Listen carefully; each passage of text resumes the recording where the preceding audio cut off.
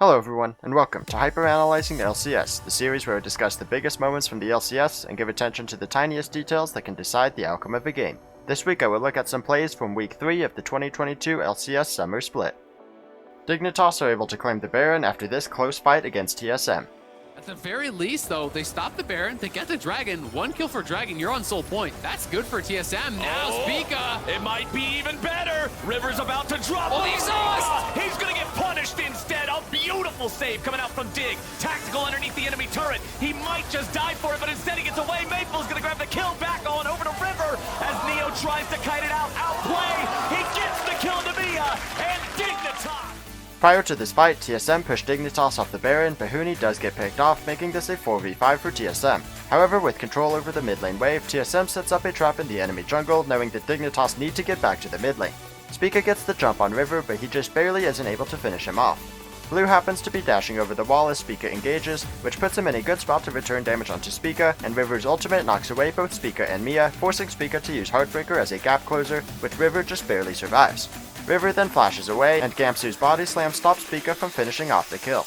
Additionally, Mia uses Bailout very early to give Spica the attack speed boost, but this means that Bailout times out before Spica falls, so Spica doesn't get the chance to revive or do any additional damage in this fight.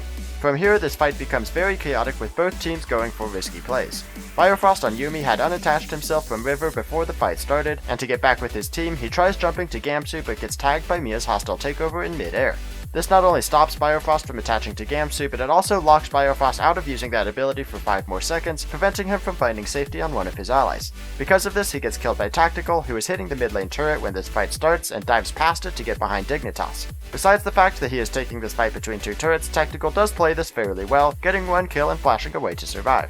He starts lifestealing off of the wolves and tries to set up what could have been a great play with Rend. Tactical hits the small wolf 3 times but does not kill it yet, instead using his 4th auto attack on the big wolf. On the next attack, he repositions himself to line up a play against Blue, where he throws his Q through the small wolf to transfer what would be 5 stacks of Rend to Blue, but Blue just barely avoids the spear and is able to take down Tactical instead.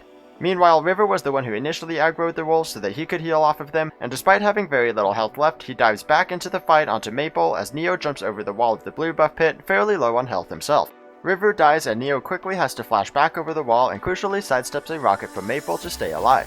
However, the Dignitas pair have done enough damage for Gamsu to finish off the kill against Maple. Mia flashes after Neo, also dodging the barrel roll that takes out his mid laner. Neo cleanses a root from Mia, and although this is difficult to see behind the text on screen, his next use of Burst Fire generates enough energy for a fully charged basic attack, giving him enough damage to win the duel and give Dignitas the ace. 100 Thieves took down Team Liquid after scoring this clean ace. All of these champions so adept at the big team fight.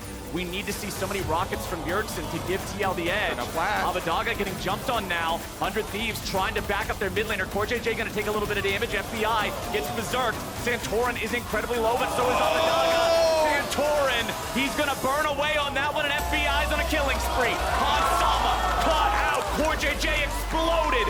Team Liquid collapse again versus the 100 Thieves team fight. FBI will just run Bjergsen down. Holy moly, man. Whipple trying to take at least one with him, but he won't do it. An ace for nothing. Team Liquid starts this fight looking for a pick on Abadaga, but they force this play way too hard. Santorin pops Ghost just to catch up to Abadaga, and Hansama uses Fade's Call on CoreJJ and flashes over a wall just to get close to the fight. He is still not close enough for CoreJJ to land the knockup off of the Kalista ultimate, as Abadaga is able to stay out of range with the bonus movement speed from Huhi's Whimsy. Despite using so many abilities, TL don't even get the kill on Abadaga, who survives thanks to Huhi's Wild Growth and some extra movement speed from the Shurelya's Battle Song passive. As TL chased for the kill, CoreJJ flashes away from Abadaga's Shockwave, which does slightly alter the angle of hostile takeover, but it still hits the other 4 members of 100 Thieves. However, FBI counters it with Cleanse, letting him get another auto attack over the wall onto Santorin. FBI then hits 4 with the Infernum ultimate, and the burn from red buff finishes off Santorin, also causing Bailout to be wasted. In the river, TL turn onto Ssumday, but Ssumday sets up a good pillar, allowing him to knock up Hansama. Closer capitalizes on this, flashing to get in range for Cyclone to keep Hansama stunned. 100 Thieves are able to finish off both CoreJJ and Hansama in the river, while FBI flashes forward onto Bjergsen, who barely gets away into the Dragon Pit. However, 100 Thieves have a lot of movement speed boosts, so FBI is still able to chase down Bjergsen for the 4th kill. 2 clutch stopwatches from Ssumday and Closer prevent Bwipo from trading a kill back, as 100 Thieves pick up the clean ace and push mid lane to end the game. 100 Thieves then took down Immortals, with Ssumday's Akali leading the charge. Tougher. They start up again. Package will zone them out. Now can they burn in time? Revenge can immune it. Didn't touch the dragon, so no extra damage on the dragon. And now it's package gone. Here's the flash engage. Closer. No teammates around us yet. Rock comes around as well. Ignar will stay alive. Berserk, but it's not going to matter. He'll come back up. So 5v5 still available. Kenvi looks real slow, won't find it. Drake once again reset. Ssumday far on the flank, but actually on a ward. They know he is there. They can mark him. Kenvi gets lower and lower. Has flash, has smite, has ulti. Chunk to 300. Ults to safety. And here comes the rest of the fight. In goes Ssumday. 3 kills in a row so far. Looking for a bit longer. Dives in. He lives! Oh my gosh, you're kidding me. Revenge going to drop as well. 100 Thieves. Both teams set up to fight over the third dragon of the game.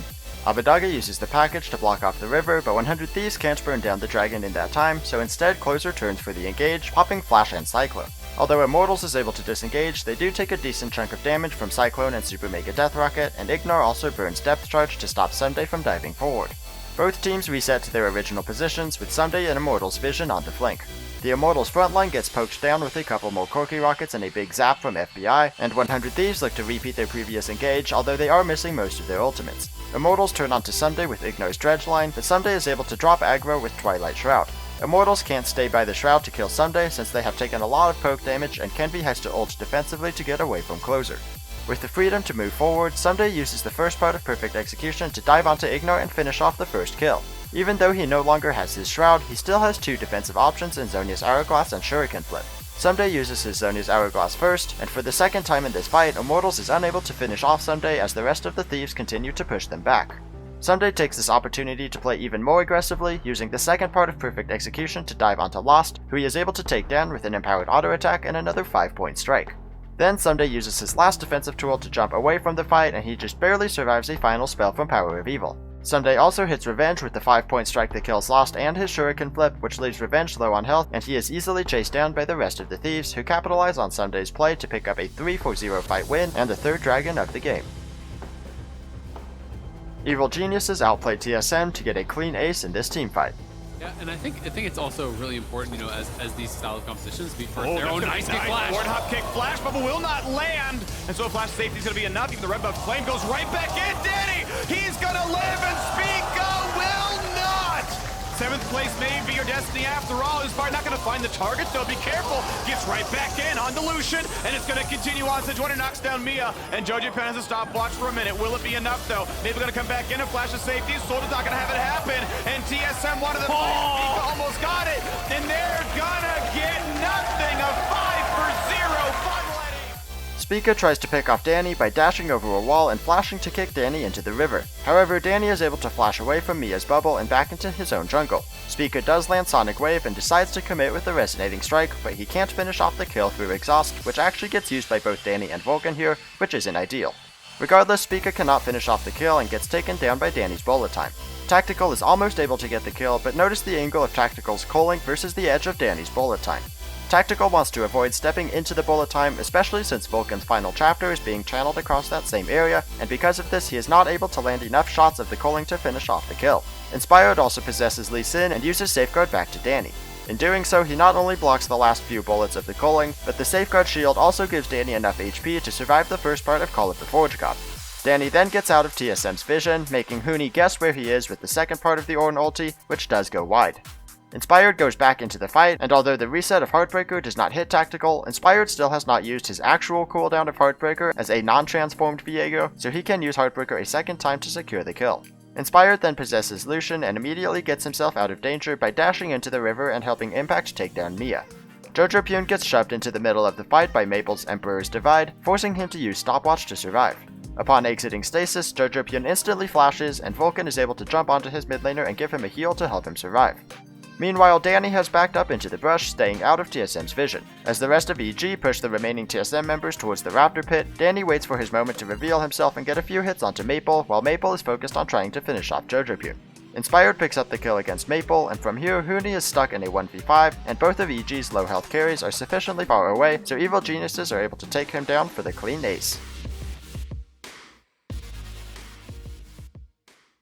Thank you for watching Hyperanalyzing LCS. Hit subscribe and come back next week for my analysis of Week 4.